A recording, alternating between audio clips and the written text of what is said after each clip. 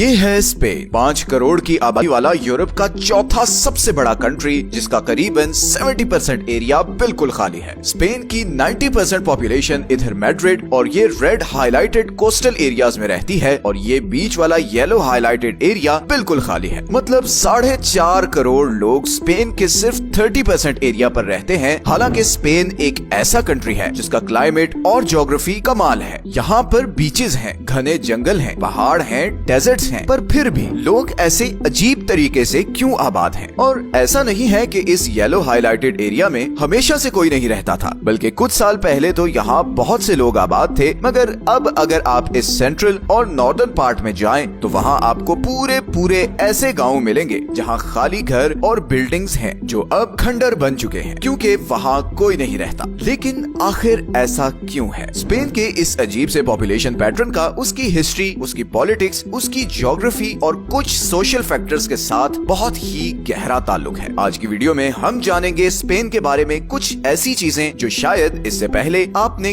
कभी नहीं सुनी होंगी। तो चलते हैं आज से कई हजार साल पहले, जब आइबेरिया का ये सारा एरिया रोमन एम्पायर के कंट्रोल में था और इसे हिस्पैनिया कहा जाता था। उस वक्त रोमन एम्पायर नॉर्दर्न अफ्रीका और यूरोप से लेकर आज के पूरे मिडिल ईस्ट तक फैली हुई थी, और इतनी बड़ी एम्पायर को संभाल कर रखना रोमन रूलर्स को बहुत मुश्किल और महंगा पड़ रहा था, और इसीलिए उन्होंने रोमन एम्पायर को 2 पार्ट्स में डिवाइड कर दिया। ईस्टर्न हिस्सा बन गया बाइजेंटाइन एम्पायर और वेस्टर्न हिस्सा बन गया वेस्टर्न रोमन एम्पायर। लेकिन इस डिवीजन के बाद रोमन एम्पायर की ताकत टूटने लगी, क्योंकि वेस्टर्न यूरोप में फैलने वाले जर्मैनिक ट्राइब्स ने रोमन एम्पायर पर अटैक्स करना शुरू कर दिए, जिससे वेस्टर्न रोमन एम्पायर कमजोर हो गई। और फिर फाइनली 5th सेंचुरी में वेस्टर्न रोमन एम्पायर कोलैप्स कर गई और आइबेरिया का ये सारा एरिया एक जर्मैनिक ट्राइब विसिगॉथ्स के कंट्रोल में चला गया, जिन्होंने 250 साल इस सारे एरिया पर हुकूमत की। मगर उनका ये कंट्रोल टेम्परेरी था, क्योंकि बहुत जल्द इधर अरब से उभरने वाली मुस्लिम एम्पायर इस सारे एरिया को अपने कंट्रोल में लेने वाली थी। 8वीं सदी में उमैया खिलाफत में मुस्लिम एम्पायर अपनी पीक पर थी, और उसका दायरा नॉर्दर्न इंडिया से लेकर आज के मिडिल ईस्ट और नॉर्दर्न अफ्रीका तक फैला हुआ था। और इसी दायरे को मजीद फैलाने के लिए 711 AD में मुस्लिम आर्मी ने तारिक बिन जियाद की लीडरशिप में स्पेन पर अटैक किया और इस सारे एरिया पर कब्जा कर लिया। हिस्पैनिया का नाम चेंज करके अल अंदलुस कर दिया गया। मुसलमानों ने अगले 800 साल तक स्पेन पर हुकूमत की। गो के इन 800 सालों में स्पेन में साइंस, फिलोसफी और आर्किटेक्चर में बहुत डेवलपमेंट हुई, मगर मुस्लिम एम्पायर को मुसलसल क्रिश्चियन रेजिस्टेंस का सामना करना पड़ा, जिसे रिकनक्विस्टा कहा जाता है। रिकनक्विस्टा असल में वो बैटल्स थी जो कई सेंचुरीज तक क्रिश्चियन एम्पायर्स ने स्पेन से मुसलमानों को निकालने के लिए की, और 14th सेंचुरी के आखिर में बैटल ऑफ ग्रेनाडा में क्रिश्चियन आर्मीज ने बिल आखिर मुस्लिम आर्मीज को शिकस्त देकर स्पेन का कंट्रोल वापस ले लिया। और यहीं से आगे चलकर स्पेन दुनिया की एक बहुत बड़ी कॉलोनियल सुपर पावर बना। 19वीं सदी के शुरू में स्पेनिश एम्पायर तकरीबन पूरे अमेरिकन कॉन्टिनेंट में कैलिफोर्निया से लेकर अर्जेंटीना तक फैली हुई थी, और इवन इधर एशिया में फिलीपींस भी स्पेनिश एम्पायर के कंट्रोल में था। लेकिन फिर धीरे धीरे स्पेनिश एम्पायर भी कोलैप्स करती गई, और सन 1900 के शुरू तक 5 मिलियन स्क्वायर माइल्स पर फैली हुई ये एम्पायर बस 1,95,000 स्क्वायर माइल्स तक रह गई थी। फिर 1930s में स्पेन में एक बहुत ही खूनी सिविल वॉर शुरू हो गई, जो 1939 में जाकर खत्म हुई, जब जनरल फ्रांसिस्को फ्रैंको की लीडरशिप में नेशनलिस्ट फोर्सेस ने ये वॉर जीती, और फ्रैंको अगले 30 साल के लिए स्पेन का रूलर बन गया। और ये 30 साल का अरसा स्पेन की मॉडर्न हिस्ट्री का डार्केस्ट एरा माना जाता है। इस सिविल वॉर में 5 लाख लोग मारे गए थे, और स्पेनिश इकोनॉमी पर बहुत बुरा असर पड़ा था। और फिर बाकी कसर जनरल फ्रैंको की प्रोटेक्शनिस्ट पॉलिसीज ने पूरी कर दी। ये वो टाइम था जब स्पेन की आधी से ज्यादा पॉपुलेशन इधर रूरल एरियाज में रहती थी, और ये सब लोग खेती बाड़ी करते थे। फ्रैंको ने लोकल इंडस्ट्री को बचाने के लिए बॉर्डर्स क्लोज कर दिए और इंपोर्ट बिल्कुल बंद कर दी, जिसके बाद स्पेन इंटरनेशनल ट्रेड से टोटली कट ऑफ हो गया। बॉर्डर क्लोज होने की वजह से किसानों को ना कोई नई मशीनरी मिल रही थी, ना पेस्टिसाइड्स और ना कोई टेक्नोलॉजी जिससे वो अपनी प्रोडक्शन बढ़ा सकते, और ऊपर से गवर्नमेंट बहुत स्ट्रिक्टली प्राइस भी कंट्रोल कर रही थी। और इस सब का नतीजा ये हुआ कि एग्रीकल्चरल इंडस्ट्री भी कोलैप्स करने लगी, और बहुत से लोग रूरल एरियाज छोड़कर शहरों की तरफ या दूसरे कंट्रीज को जाने लगे। 1950s के एंड में फ्रैंको को अपनी पॉलिसीज के गलत होने का एहसास होना शुरू हुआ और उसने आहिस्ता आहिस्ता इंटरनेशनल ट्रेड के लिए बॉर्डर ओपन करना शुरू किए और यहीं से फिर स्पेनिश इकोनॉमिक मिरेकल शुरू हुआ। ये ट्रेड ओपन होने से दो चीजें हुई, एक तो फ्रांस, जर्मनी और इंग्लैंड से ट्रेड शुरू हुआ जिससे इकोनॉमिक एक्टिविटी बढ़ने लगी। दूसरा, ये सारी इकोनॉमिक एक्टिविटी स्पेन के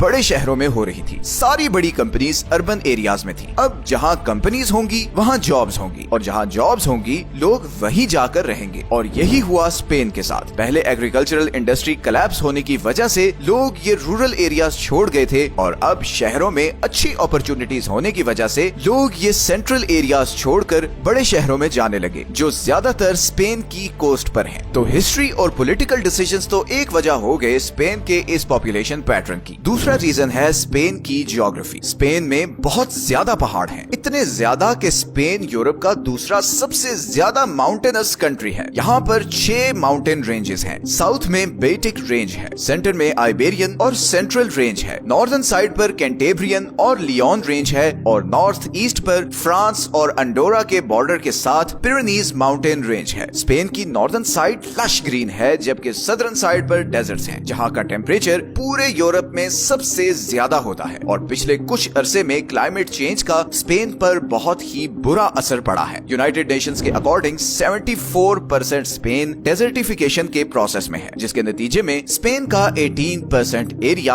हमेशा के लिए डेजर्ट बन सकता है। ऐसी सिचुएशन में रूरल एरियाज में प्रॉपर वाटर फैसिलिटीज ना होने की वजह से बहुत से लोग इन रूरल एरियाज को छोड़कर शहरों को जा रहे हैं। इसी तरह अगर हम स्पेन का सबसे खाली रीजन देखें तो वो नॉर्दर्न साइड पर ये एरिया है जिसे स्पेनिश लैपलैंड या सिरेनिया कैल्टेबेरिका कहते हैं और ये एरिया डेनमार्क और क्रोएशिया जैसे कंट्री से भी बड़ा है। यहाँ कम पॉपुलेशन होने की सबसे बड़ी वजह यही माउंटेन रेंजेस हैं जिसकी वजह से यहाँ कंस्ट्रक्शन करना या रेल रोड नेटवर्क बनाना बहुत मुश्किल और महंगा काम है और इसीलिए यहाँ पर प्रॉपर इंफ्रास्ट्रक्चर नहीं बिल्ड किया जा सका जिसकी वजह से ये एरिया आज 21वीं सदी में भी बहुत बैकवर्ड है। इसी तरह मैड्रिड से सिर्फ 100 किलोमीटर दूर सायाटन है जहाँ पर कभी बहुत लोग आबाद थे मगर अब ये एक गोस्ट टाउन बनता जा रहा है और आज की डेट में यहाँ सिर्फ 50 लोग रहते हैं। लेकिन यहाँ पर डीपॉपुलेशन ज्योग्राफी की वजह से नहीं बल्कि इंफ्रास्ट्रक्चर की कमी के साथ साथ एक और बहुत बड़ी प्रॉब्लम की वजह से भी है और वो है लो फर्टिलिटी रेट। स्पेन यूरोप का वो अकेला कंट्री है जहाँ पर फर्टिलिटी रेट पूरे यूरोप में सबसे